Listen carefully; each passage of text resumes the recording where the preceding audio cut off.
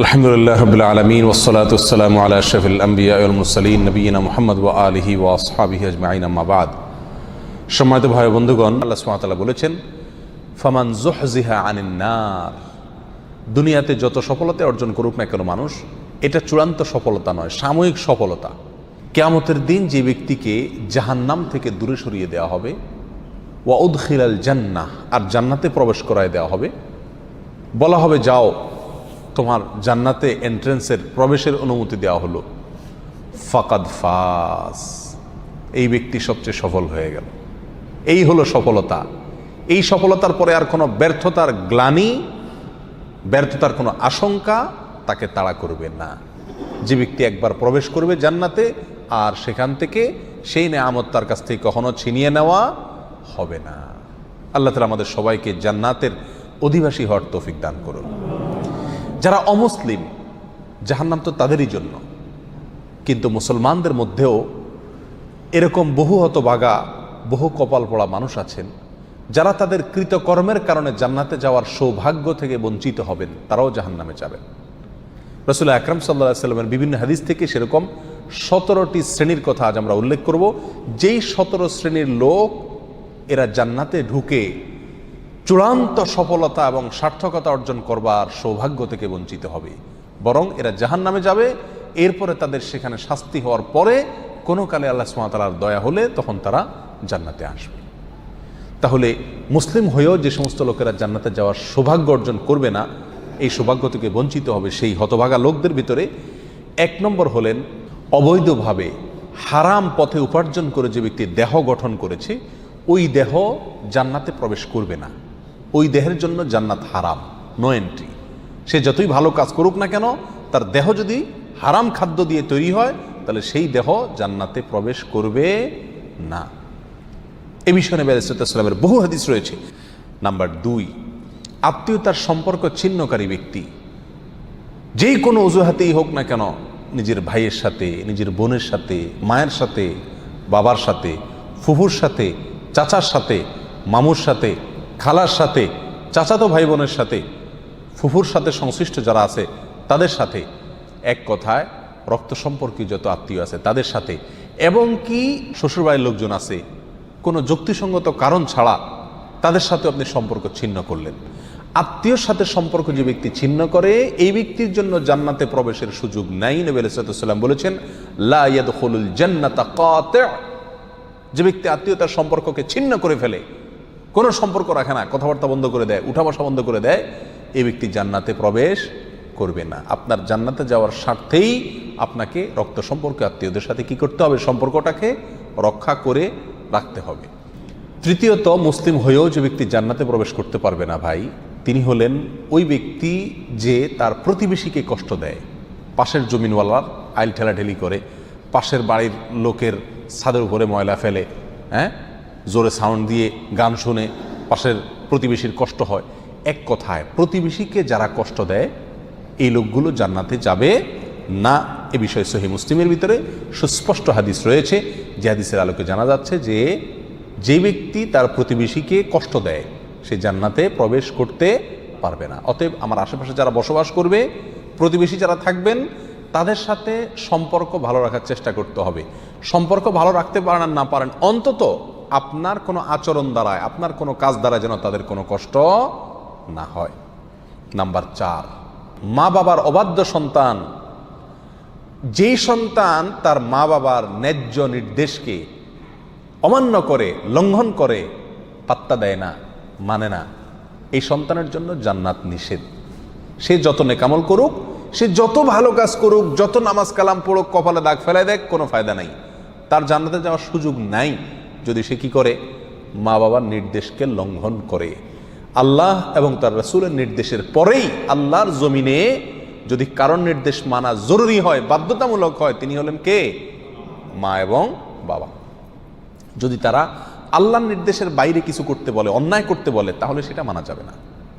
অযৌক্তিক কিছু করতে বললেও সেটা মানা যাবে না, কিন্তু যুক্তিসঙ্গত যত নির্দেশ করবে সেটা আপনাকে মানতে হবে।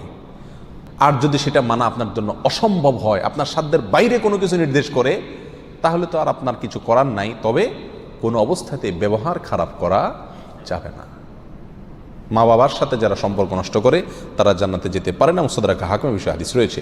নাম্বার 5, মুসলমান হয়েও যারা জান্নাতে যেতে পারবে না তাদের ভিতরে 5 নম্বর ব্যক্তি হলো ভাই অশ্লীল ভাষায় কথা বলে, যে গালিগালাজ করে, যে কথায় কথায় আজে বাজে মন্তব্য করে এবং উগ্র মেজাজি, মানুষকে সবসময় দমায় রাখার চেষ্টা করে, দাবায় রাখার চেষ্টা করে, কখনো মানুষকে পাত্তা দেয় না, সাইড দেয় না, সবসময় সেই উপরে থাকার চেষ্টা করে, গোয়ার কিসিমের লোক যেটাকে বলা হয়। স্পষ্টভাবে হাদিসের ভিতরে এসছে যে এই শ্রেণীর লোক কি করবে না, জান্নাতে যাবে না। সুনান আবু দাউদ এবং অন্যান্য হাদিসের কিতাবে হাদিস রয়েছে। মুসলমান হয়েও যারা জান্নাতে যাবে না সেই লোকদের মধ্য থেকে 6 নম্বর হলেন সেই সমস্ত শাসকেরা, সেই সমস্ত নেতারা যারা তাদের প্রজাদেরকে, যারা তাদের অধীনস্থ লোকদেরকে ধোঁকা দেয়। আজ দুনিয়ার কয়জন শাসক এর থেকে বাঁচতে পারবে সেটা আল্লাহই ভালো জানেন। বলেন একটা, করেন আরেকটা, নির্বাচনের আগে ওয়াদা করেন একটা, ধোঁকা দেন, পরে আর সেটা পালন করেন না। তো সে সমস্ত শাসকেরা যারা তাদের প্রজাদেরকে, অধীনস্থদেরকে ধোঁকা দেয় তারাও জান্নাতে প্রবেশ করতে পারবে না। এ বিষয়ে সহিহ বুখারীতে হাদিস রয়েছে। 7 নম্বর, মুসলমান হয়েও যে ব্যক্তি জান্নাতে যাবে না সে হলো অন্যের সম্পদ যে আত্মসাৎ করে। প্রথম শ্রেণীটা ছিল যে হারাম মাল ভক্ষণকারী, সেটা আল্লাহর হক নষ্ট করে হতে পারে। আর এই 7 নম্বর পয়েন্টটা হলো যে কোনো মানুষের হক আপনি নষ্ট করে টাকা কামাই করলেন, যেভাবেই হোক, সেটা ধোঁকা দিয়ে হোক, প্রতারণা করা হোক, হাওলাত নিয়ে আটকায় দিয়ে হোক, চান্সে চুরি করে হোক, অথবা চিটারি করি হোক, যেই কোনোভাবে অন্যের সম্পদ যদি আত্মসাৎ করেন গায়ের জোরে বা বুদ্ধির জোরে আর করে সেটা আপনি দখল করে ফেলেন, তো মনে রাখবেন এই ব্যক্তির জন্য জান্নাতে যাওয়ার কোনো সুযোগ নাই। নাম্বার 8, উপকার করেও যে ব্যক্তি খোঁটা দেয়, কাউকে উপকার করছে, করে কি করে, খোঁটা দেয়, এই ব্যক্তি জান্নাতে যাবে না। মদ পানকারী ব্যক্তির কথাও আছে হাদিসে সুনান নাসাইর, যে উপকার করে কাউকে খোঁটা দিলেন, উপকার করছেন, জীবনে কোনোদিন বলতে পারবেন আমি তোমার জন্য করছি, তাহলে আল্লাহর কাছ থেকে তো বিনিময় পাবেনই না, উপরন্ত শাস্তি হিসাবে জান্নাতেও আপনার প্রবেশের সুযোগ থাকবে না। সাবধান, কারোর জন্য কিছু করেছেন জীবনে, মুখের বাহির সেটা কোনোদিন করা যাবে না। আর যদি করছেন তাহলে এই উপকার করার চাইতে না করা আপনার জন্য ভালো ছিল, কারণ না করলে আপনি কোনো গুনাহগার হতেন না, কিন্তু করার কারণে, করে খোঁটা দেওয়ার কারণে আপনি জাহান্নামী হচ্ছেন, গুনাহ করছেন। আল্লাহ তাআলা আমাদেরকে হেফাজত করুন। নাম্বার 9, চগলখোর ব্যক্তি ভাই, চগলখোর যে ব্যক্তি এর কথা ওর কাছে লাগায়, ওর কথা এর কাছে লাগায়, সবার কাছে ভালো থাকার চেষ্টা করে, মুনাফিক কিসিমের লোক। এরা সমাজের সমস্ত ঝগড়া ফাসাদ লাগানোর ক্ষেত্রে মূল ভূমিকা রাখে। আল্লাহ মাফ করুন, এই চরিত্র আমাদের অনেকের ভেতরেই কম বেশ আছে। এই চগলখোর লোক জান্নাতে প্রবেশ করবে না, সহিহ মুসলিম হাদিসে রয়েছে। নাম্বার 10, অন্যের পিতাকে যে নিজের পিতা বলে পরিচয় দেয়। অনেক পালক পুত্র আছে নিজের জন্মদাতা বাবাকে বাবা হিসাবে পরিচয় দেয় না, যে লালন পালন করে তাকে বাবা হিসাবে পরিচয় দেয়। তো অন্যের পিতাকে যদি নিজের পিতা হিসাবে পরিচয় দেয় এই ব্যক্তিও জান্নাতে প্রবেশ করবে না, এবং সহিহ বুখারীতে হাদিস রয়েছে, যদিও সে কি হয়, মুসলমান হয়।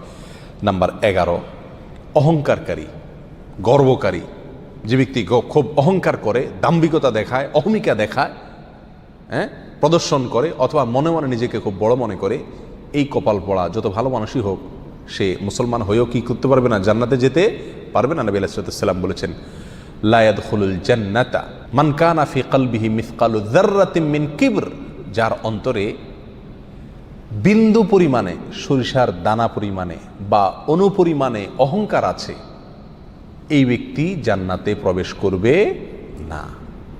বিনয়ী মানুষেরা জান্নাতে যাবে, বিনয়ী যারা নিজেকে ছোট মনে করে, সবসময় অন্যকে বড় মনে করে, নিজের দোষের কথা আগে দেখে, নরম থাকে, অহংকার করে না, এই লোকগুলো জান্নাতি। আর যারা অহংকার করে এই লোকগুলো জাহান্নামী। আল্লাহ তাআলা আমাদেরকে হেফাজত রাখুন। 12 নম্বর, যে ব্যক্তি মুসলিম হয়েও জান্নাতে যাবে না, জান্নাতে যাওয়ার সুযোগ থেকে বঞ্চিত হবে, সে ব্যক্তি হলো ওই ব্যক্তি যে ব্যক্তি রাসূলুল্লাহ সাল্লাল্লাহু আলাইহি সাল্লামের নাফরমান। রাসূলুল্লাহ সাল্লাল্লাহু আলাইহি সাল্লামের নির্দেশ জানার পরেও সেটাকে কি করে না, কেয়ার করে না। বাপদাদার নির্দেশকে অগ্রাধিকার দেয়, 14 গোষ্ঠী কী করে আসছে সেটাকে অগ্রাধিকার দেয়, পীর সাহেব কী বলছেন সেটাকে অগ্রাধিকার দেয়, যদি রাসূল সাল্লাল্লাহু আলাইহি সাল্লামের কথার বিপরীত হয়, এরকম যদি হয় তাহলে সেই ব্যক্তি জান্নাতে প্রবেশ করবে না। নবী আলাইহিস সালাম বলেছেন, কুল্লু উম্মতি ইয়াদখুলুনাল জান্নাতা ইল্লা মান আবা, আমার উম্মতের প্রত্যেক সদস্য সবাই জান্নাতে যাবে, শুধু যে অস্বীকার করলো সে জান্নাতে যেতে পারবে না। সাহাবা ইকরাম প্রশ্ন করলেন, ওয়ামাই আবা ইয়া রাসূলুল্লাহ, হে আল্লাহর রাসূল অস্বীকার করছে কে? তিনি বলেছেন, মান আতাআনি দাখালাল জান্নাহ ওমান আসানি ফাকাদ আবা, যে ব্যক্তি আমার হুকুমকে আমার নির্দেশকে মান্য করেছে মেনে চলেছে সে জান্নাতে যাবে, আর যে আমার নির্দেশকে মান্য করে নাই সে অস্বীকার করলো, আর যে অস্বীকার করলো সে জাহান্নামে যাবে, সে জান্নাতে যাবে না। নাম্বার 13, মুসলিম হয়েও যে ব্যক্তি জান্নাতে যাবে না সে ব্যক্তি হলো ওই মহিলা যে মহিলা অকারণে স্বামীর কাছ থেকে তালাক চায় কথায় কথায়। আমাদের মা বোনদের ভিতরে অনেকের ভেতরে এই চরিত্র আছে, এই দোষ আছে, কথায় কথায় স্বামীর কাছ থেকে তালাক চায়। এর আগে এক আলোচনায় বলেছিলাম ইবলিস শয়তানের কাছে সবচেয়ে প্রিয় কাজ, যেই কাজে ইবলিস শয়তান সবচেয়ে বেশি খুশি হয় সেটা হলো একটি দাম্পত্য জীবনে যখন বিচ্ছিন্নতা এসে যায়, স্বামী স্ত্রীর ভিতরে যখন বিচ্ছেদ ঘটে যায় তখন শয়তান সবচেয়ে বেশি খুশি হয়। একজন মানুষ হত্যা করলে, একজন মানুষ মদ পান করলে, একজন মানুষ চুরি করলেও শয়তান এত খুশি হয় না যত খুশি হয় পারিবারিক জীবনে বিচ্ছিন্নতা ঘটে গেলে। এই জন্য এই বিচ্ছিন্নতা চাওয়া, তালাক চাওয়া এটাও দোষের বিষয়। কোনো মহিলা যদি রাগের কারণে তালাক চায় স্বামীর কাছে কথায় কথায়, তাহলে এরাও জান্নাতে প্রবেশ করবে না। আল্লাহ তাআলা আমাদের মা বোনদেরকে হেফাজত করুন। সুনানে তিরমিজিতে এই বিষয়ে হাদিস রয়েছে। নাম্বার 14, মুসলিম হয়েও যারা জান্নাতে যাবে না তারা হলো দুনিয়ার উদ্দেশ্যে যারা ইলম অর্জন করে। দুনিয়ার উদ্দেশ্যেই কি করে? ইলম অর্জন করে। কোরআন হাদিস শিখে পয়সা কামাই করার জন্য, চাকরি করার জন্য, বা এটা বিক্রি করে খাওয়ার জন্য, এই ধান্দা যদি ইলম অর্জন করে তাহলে সে ব্যক্তিও জান্নাতে প্রবেশ করবে না। যদি কেউ দুনিয়াতে ইলম শিখে কিসের জন্য? দুনিয়ার কোনো ধান্দা, দুনিয়ার কোনো উদ্দেশ্যে, মানুষের কাছে বড় সাজবে, হ্যাঁ, মানুষের কাছে মর্যাদা পাবে, সম্মান পাবে, মৌলানা সাহেব হবে, মুফতি সাহেব হবে, বক্তা সাহেব হবে, টাকা পয়সা কামাবে, দাওয়াত টাওয়াত খাবে, এই ধান্দায় যদি কোনো মৌলবী হয়, কোনো মানুষে এলেম শিখে, তাহলে সে ব্যক্তিও জান্নাতে যেতে পারবে না।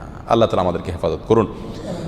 নাম্বার 15, যে ব্যক্তি মাথায় কালো কলব ব্যবহার করে, চুলের মধ্যে, দাড়ির মধ্যে পিওর কালো কলব, যেখানে কোনো প্রকার মেহেদি টেদির মিক্সও নাই, একেবারে পিওর কালো কলব ব্যবহার করে, এই ব্যক্তিও জান্নাতে যাবে না। সূরা নাসাতে হাদিস রয়েছে। নাম্বার 16, রিয়াকারী ব্যক্তি, যে ব্যক্তি আমল করে, ভালো কাজ করে মানুষকে দেখানোর জন্য। বিশেষ করে আজ প্রিয় ভাইরা, অর্থনৈতিক যত ইবাদত আছে এগুলোর ভেতরে উদ্দেশ্যের অসাধুতা প্রচণ্ড পরিমাণে থাকে। আমরা এগুলো করি অথচ ধান্দা থাকে মানুষ আমাকে বাহবা দিবে, হ্যাঁ, আমাকে দানবীর বলবে, বা সবাই জানবে যে আমি দান টান করি, সবার কাছে আমি এটা ভালো সাজবো, এই একটা মানসিকতা কাজ করে। এটাকে রিয়া বলা হয়, লৌকিকতা বলা হয়। আপনি কোনো নেকামল, কোনো ভালো কাজ, সেটা অর্থনৈতিক হোক আর শারীরিক ভালো কাজ হোক, এটা করে যদি মানুষকে দেখানোর উদ্দেশ্যে করে থাকেন তাহলে সেই আমলটি নেকামল হয়ে আপনার জন্য জান্নাতে যাওয়ার কারণ হওয়া তো দূরের কথা, এটি বরং আপনাকে জাহান্নামে নিয়ে যাবে। এটা শিরকে আসগর। নবী আলাইহিস সালাম বলেছেন আখেরি জামানায়, শেষ যুগে, কিয়ামতের আগে দাজ্জালের যে আতঙ্ক হবে, যে আতঙ্কে তার ভেলকিতে অনেক মুসলমান অমুসলমান হয়ে যাবে, ঈমান হারা হয়ে যাবে। সে আল্লাহ দাবি করবে এবং অনেক কুদরত দেখাবে তার, দেখে অনেকে ভেলকিতে পড়ে যাবে। সেই সময়ে তোমাদের জন্য ঈমানের উপরে টিকে থাকা যত কঠিন হবে, সেই সিচুয়েশনে তোমরা যে বিপদে পড়বে সেটাকে আমি যতটা ভয় পাই, তার চাইতে বেশি ভয় পাই তোমাদের জন্য এই শিরকে আসগরকে। অর্থাৎ এমন এক সময় আসবে যখন যত আমল করবে মানুষ সবগুলো মানুষকে দেখানোর জন্য করবে, আল্লাহকে খুশি করার জন্য কোনো আমল খুঁজে পাওয়া কঠিন হয়ে যাবে। এই সেই রিয়া, লৌকিকতা, মানুষকে দেখানো, মানুষের কাছে বাহবা কুড়ানো, মানুষের কাছে সুনাম অর্জন করার জন্য যদি যে কোনো ভালো কাজ করা হয় তাহলে এই ব্যক্তি জান্নাতে প্রবেশ করবে না। সহিহ বুখারী, সহিহ মুসলিমে বিষয় হাদিস রয়েছে। নাম্বার 17, ওয়ারিশকে বঞ্চিতকারী ব্যক্তি, যে ব্যক্তি তার পরিত্যক্ত সম্পত্তি থেকে তার কোনো ওয়ারিশকে কি করে? মাহরুম করে, এই ব্যক্তি জান্নাতে যাবে না। সুনান ইবনে মাজাতে এই বিষয় হাদিস রয়েছে। সম্মানিত ভাইয়েরা, কোনো ওয়ারিশ, আপনার কোনো সন্তান, আপনার কোনো ওয়ারিশ, সে যদি অন্যায় করে, আপনাকে শরীয়ত অধিকার দেয় নাই এটা বলে যাওয়ার যে আমি মরার পরে তাকে আমার কোনো সম্পত্তির ভাগ দিবা না। বহু মা বাপ এই কাজটি করেন, অনেক অভিভাবকরা এই কাজটি করেন, বলে যান মৃত্যুর আগে আমি মারা যাওয়ার পরে সে আমার লাশের কাছে আসবে না, আমার জানাজা পড়তে আসবে না, সে এগুলোর চেয়ে বড় কথা হলো সে আমার সম্পত্তিতে কোনো ভাগ পাবে না, সেজন্য ভিটাতে না আসে। মনে রাখতে হবে, আপনার ঘরে জন্ম নেওয়ার কারণেই আল্লাহ সুবহানাহু ওয়া তাআলা অধিকার দিয়েছেন আপনার সম্পত্তিতে তার হক আপনার মৃত্যুর পরে সে পাবে। সে যদি মন্দ হয় তার হিসাব আল্লাহ নেবেন, কিন্তু আপনি তাকে পরিত্যক্ত সম্পত্তি থেকে বঞ্চিত করার অধিকার আপনাকে ইসলাম দেয় নাই। কোনো সন্তানকে তেজ্য পুত্র করা এই জন্য শরীয়তের কাছে গ্রাহ্য বিষয় নয়। প্রচলিত আইনে হতে পারে তেজ্য পুত্র, আমি জানি না, কিন্তু ইসলামের দৃষ্টিতে তেজ্য পুত্র করার কোনো সুযোগ নাই।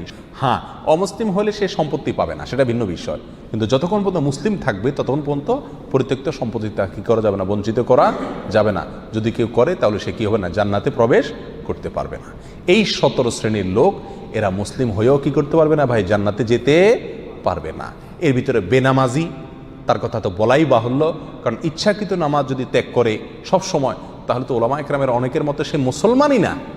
আমরা এখানে বলেছি যে মুসলমান 5 ওয়াক্ত নামাজ কালাম পড়ে এরপরেও জাহান্নামে যাবে যারা, তারা হলো 17 শ্রেণীর লোক। আমরা এক নজরে আবারও বলে দিচ্ছি, হারাম খাদ্য যে গ্রহণ করে, 1, 2 আত্মীয়তার সম্পর্ক ছিন্ন করে যে, নাম্বার 3 প্রতিবেশীকে যে কষ্ট দেয়, নাম্বার 4 মা বাবার অবাধ্য সন্তান, মা বাবার কথা শোনে না সে, নাম্বার 5 উগ্র মেজাজি, তেড়া, গোয়ার, সবাইকে দমায় রাখে, এই টাইপের লোক।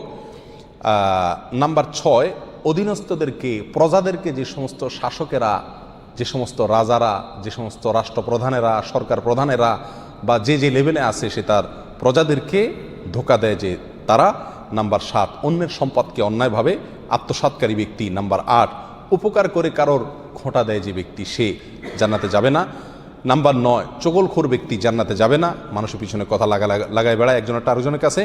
নাম্বার 10 অন্যকে নিজের পিতা হিসাবে, নিজের বাবাকে না বলে, পরিচয় না দিয়ে অন্যকে নিজের বাবা হিসাবে, পিতা হিসাবে পরিচয় দেয় যে ব্যক্তি, সে। নাম্বার 11 গর্ব এবং অহংকার করে যে ব্যক্তি, যার মনের ভিতরে অহংকার আছে, সেই জান্নাতে প্রবেশ করবে না।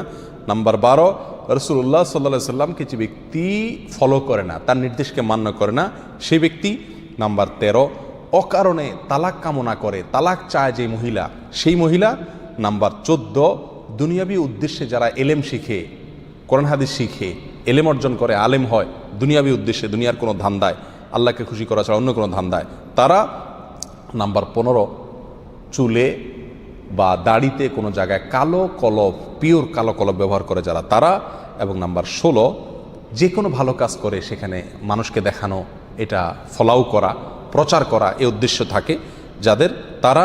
নাম্বার 17 ওয়ারিশকে বঞ্চিত করে তার হক থেকে, এরকম অভিভাবক। এই শ্রেণীর লোকেরা মুসলমান হয়েও জান্নাতি হতে পারবে না। আল্লাহ তাআলা আমাদের সবাইকে এই দুর্ভাগাদের তালিকা থেকে আমাদের নামগুলোকে বের করে আনার তৌফিক দান করুন। চেষ্টা করব এই 17 শ্রেণীর কোনোটিতে যাতে আমার নাম না থাকে, এটাকে টাঙায় রাখবো, ঝুলায় রাখবো লিস্টটাকে, এবং আমার ভেতরের কোনো পয়েন্ট আছে কিনা সেটা দেখে যাচাই করে সেখান থেকে নিজেকে বের করে আনবো ইনশাআল্লাহ। এরপরে আল্লাহ সুবহানাহু ওয়া তাআলার কাছে জান্নাত চাইতে পারবো, আশা করতে পারবো জোরালোভাবে। আল্লাহ সুবহানাহু ওয়া তাআলা আমাদের সবাইকে আখিরাতে কিয়ামতের দিন একেবারে ফার্স্ট চান্সে, প্রথম চান্সেই জান্নাত যেন আমরা লাভ করতে পারি, জাহান্নাম থেকে মুক্তি নসিব যেন হয়, সেই তৌফিক দান করুন। জাযাকুমুল্লাহ ওয়া আখিরু দাওয়ানা আলহামদুলিল্লাহি রাব্বিল আলামিন।